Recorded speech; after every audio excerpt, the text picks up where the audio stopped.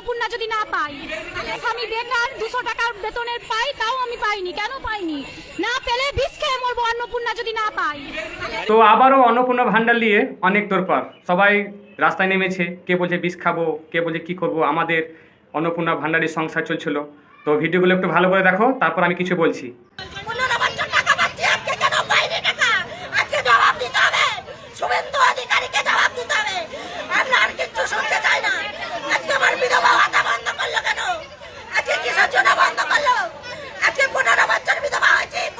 যারা টাকা পাওয়ার যোগ্য তাদের দেন টাকাটা, যাদের টাকা পাওয়ার যোগ্য না তাদের দেবেন না।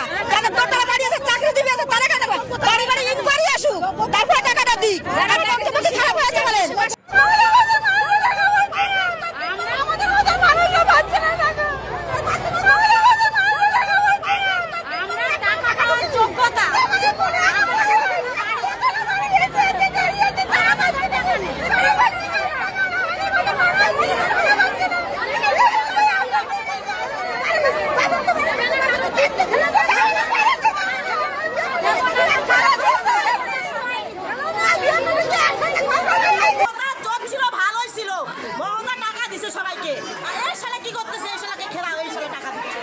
না পেলে বিষ খেয়ে মরবো অন্নপূর্ণা যদি না পাই।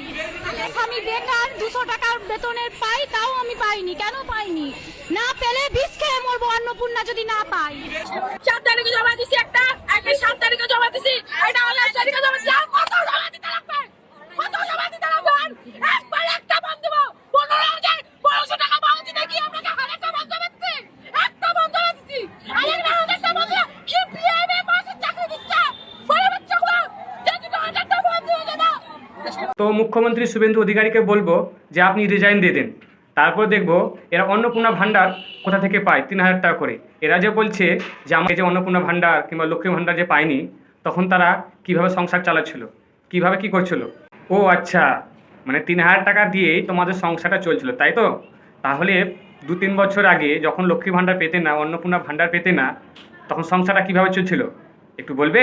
ওই জন্য বলে না, কথাতেই আছে, এদেরকে যতই দেবে ততই নেবো নেবো করবে। অবস্থা তো এরকম। মেয়ে মানুষদের লোভ কোনদিন শেষ আছে না শেষ হবে। ভিডিওটা ভালো লাগলে প্রচুর পরিমাণে শেয়ার করে সবাইকে দেখার সুযোগ করে দেবেন।